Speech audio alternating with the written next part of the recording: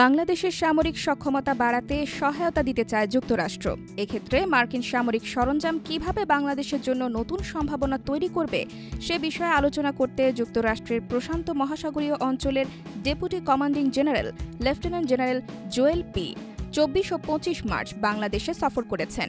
বুধবার ঢাকায় মার্কিন দূতাবাস থেকে পাঠানো বিবৃতিতে এ তথ্য জানানো হয়। দুদিনের সফরকালে লেফটেন্যান্ট জেনারেল জোয়েল পি বাংলাদেশের সেনাপ্রধান জেনারেল ওয়াকারুজ্জামান সহ ঊর্ধ্বতন কর্মকর্তাদের সঙ্গে বৈঠক করেন। বৈঠকে বাংলাদেশ সেনাবাহিনীর সঙ্গে যুক্তরাষ্ট্রের সেনাবাহিনীর দীর্ঘদিনের দৃঢ় সম্পর্ক অব্যাহত রাখার প্রতিশ্রুতি পুনর্ব্যক্ত করেন। সেই সঙ্গে তিনি পারস্পরিক নিরাপত্তা স্বার্থ ও চলমান সহযোগিতার বিষয়গুলোও তুলে ধরেন। বিবৃতিতে উল্লেখ করা হয়, দুদিনের সফরকালে লেফটেন্যান্ট জেনারেল জোয়েল বাংলাদেশের সশস্ত্র বাহিনীর প্রতিনিধিদের সঙ্গে সাক্ষাৎ করেন।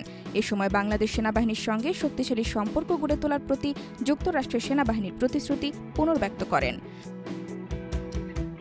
আলোচনায় যৌথ নিরাপত্তার স্বার্থ ও চলমান সহযোগিতার বিষয়গুলো গুরুত্ব পেয়েছে।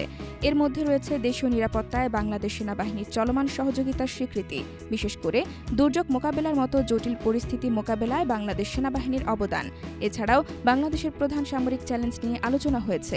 এসব চ্যালেঞ্জ মোকাবেলায় যুক্তরাষ্ট্র কিভাবে সহযোগিতা করতে পারে সেসব বিষয় উঠে এসেছে। চলতি বছরের গ্রীষ্মে অনুষ্ঠেয় টাইগার লাইটেনিং মহড়া নিয়েও কথা হয়েছে।